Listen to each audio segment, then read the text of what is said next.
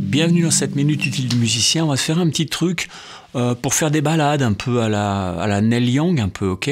Donc je mettrai peut-être ça dans l'étude de style Neil Young, parce que Neil Young, il a tendance à pas forcément jouer les accords. Alors, ça dépend sur quoi, hein, ça dépend de quelle chanson, comment, quelle couleur il veut.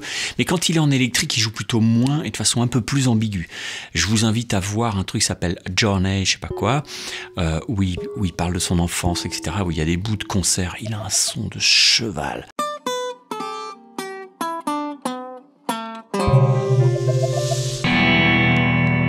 Fabuleux. Et il parle de son frère qui conduit, enfin j'ai déjà parlé de ça, mais voilà, qui conduit à la bonne vitesse et tout. Voilà, je kiffe complet. Le son est merveilleux sur scène. En fait, si vous devez faire Mi, ok, Do dièse mineur et un Si majeur. Ok, lui ce qu'il va faire, c'est que bon déjà le C dièse, on peut le faire mineur 7 si on veut, parce que où ça devient intéressant, c'est qu'en fait ce Mi, on n'est pas obligé de le faire comme ça, évidemment, même s'il sonne bien comme ça, il est joli, il est beau, c'est de la guitare, mais si je fais ça,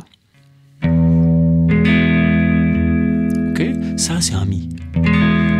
C'est un Mi, ok, tu le vois bien, si tu connais, si tu as fait ta formation système, cage, intervalle et je sais pas quoi, chez le père Rousseau, bah, tu vois bien que ça, c'est un Mi, d'accord? C'est comme un Do, ok, sauf que c'est pas un Do, c'est pas un Ré, c'est un Mi.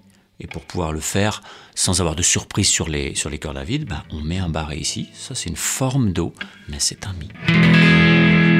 Ok, mais donc lui ce qu'il fait, c'est qu'il peut faire très bien un truc comme ça.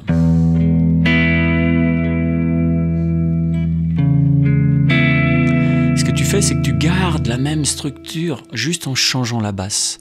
Et effectivement, quand tu changes la basse,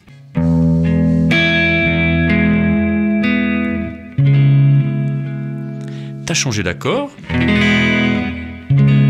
mais t'as pas fait bling et bloom. Tu t'es dit, tiens, il y a quand même des notes en commun là-dedans, on va s'en servir. Ok, donc on fait ça. Comme n'importe qui,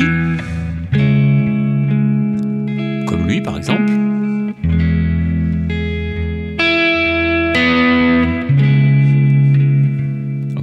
Mais après, si tu veux faire un Si majeur, le Si majeur, il va sonner un peu, pas cucu, parce qu'il pourrait être très beau s'il y a une belle mélodie, ok. Le plus simple et pas forcément moins bien, ok. Mais tu peux le faire septième aussi.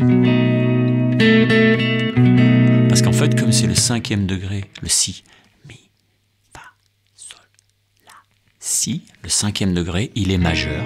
Il va vers un autre accord qui est situé une quinte plus bas. 3 tons et demi plus bas. Mais ce qui se passe, c'est que celui-là, on peut le mettre 7, 7e, X7, avec une B7, une 7e mineure, pour créer une cadence parfaite, d'accord? Donc ça pourrait nous donner ça.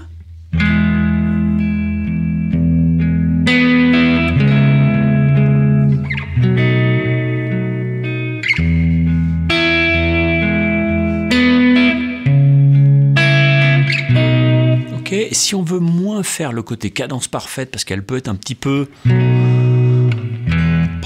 Ok, on peut la rendre un peu plus ambiguë en laissant cette note-là dans cet accord de 5. Et ça le rend 7 sus 4, c'est-à-dire qu'ici, il n'y a plus la tierce, mais il y a la quarte à la place. Donc la tierce devient suspendue. On l'a virée, elle est virée en gros. You're fired! Et en fait, on a mis la quarte à la place. Ok, donc ça nous fait doucement, j'y vais cool, hein, d'accord? On fait Mi, Do dièse mineur 7, Si, 7 sus 4.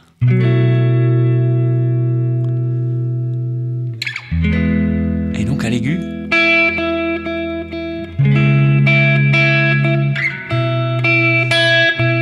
t'as toujours la même en fait. Ça peut être une bonne façon de lier les choses.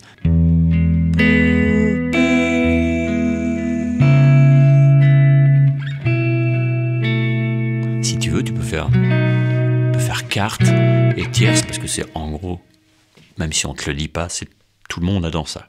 Si tu joues ça à ta femme ou à ton homme, il va dire hey, il manque pas un truc là? Ok, sus 4. Passe-moi le ciel, merci. Ok, si tu veux, tu peux même continuer. Si tu avais du temps sur cet accord-là, tu pourrais faire.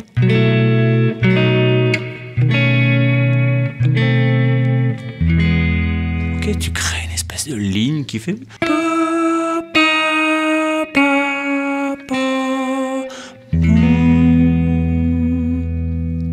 Ok, donc en gros, ce qu'on fait, c'est qu'on crée une espèce de. Et puis on fait une 9e bémol. C'est un accord altéré, on appelle ça. C'est-à-dire c'est un 5, on est bien en Si, 7, B9. On aurait pu faire. Mais ça sonne un petit peu plus étrange dans un truc un peu pop. Ok, faut pas non plus la pop, faut y aller cool, hein, d'accord. Donc je vous le refais.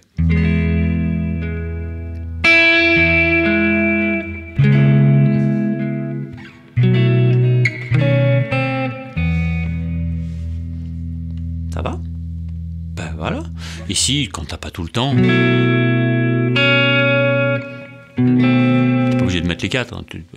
En tout cas, celle-là,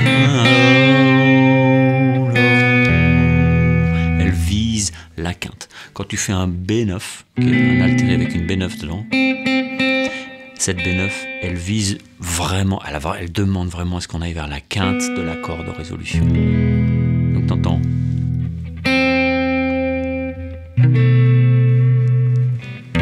Ça augmente la tension pour y aller, ok. Si vous aimez bien les accords, je vous prépare une super formation pour l'hiver 2021. Si on est en 2024, quand vous regardez cette vidéo, ben, elle est déjà prête, hein, d'accord. Il y en a d'autres sur les intervalles, ça peut être vachement chouette. Sur l'impro blues et tout le bazar, allez voir. Et puis allez trouver ce PDF qui est gratuit dans vos ressources gratuites. Il y a des milliers de pages de PDF, des vidéos, des e-books. Tout ça, c'est gratos. Vous êtes à l'intérieur, vous faites votre truc, votre petit marché. Vous dites, tiens, je vais bosser les arpèges diminués. Tiens, je vais faire ça. Ça, ce sera dans Études de style, le PDF, il a cette gueule-là, c'est lui qu'il faut retrouver. Et il y aura aussi les liens vers les autres vidéos de la série, de ce PDF, de cette étude de style. Allez, formez-vous. Bye bye. Ciao.